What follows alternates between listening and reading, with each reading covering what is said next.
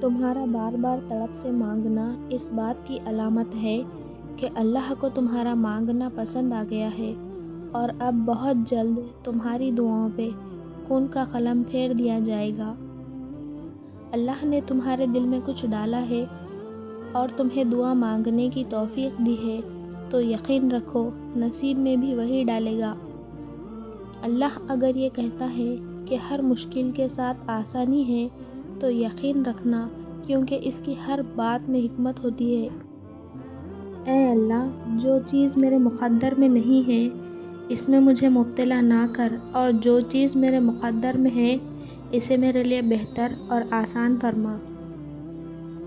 اپنا وہی ہوتا ہے جو ناراضگی کے بعد بھی آپ کا خیال رکھتا ہے۔ اس دنیا میں تھکاوٹیں اور رکاوٹیں ہر کسی کو لاحق ہوتی ہے، لیکن جو چلتا رہتا ہے منزل پہ وہی پہنچتا ہے۔ عورت پر پردہ ایسے جچتا ہے جیسے قرآن پاک پر غلاف۔ کیسے بھی حالات ہوں دعا مانگتے رہیں، خیر مانگتے رہیں، معجزے ہونے میں دیر نہیں لگتی۔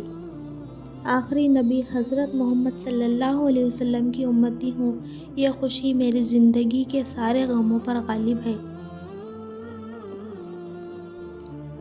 بدل لیتے ہیں لوگ بات کرنے کا طریقہ جب ان کو ہماری ضرورت نہیں رہتی۔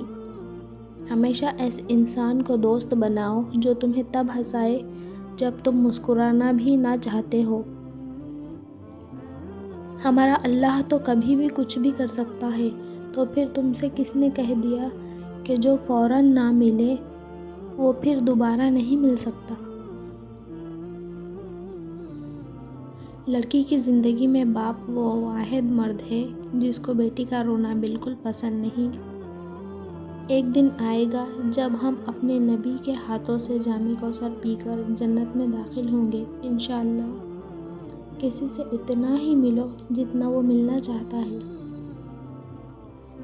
آنے والا کل آج سے بہتر ہوگا انشاءاللہ۔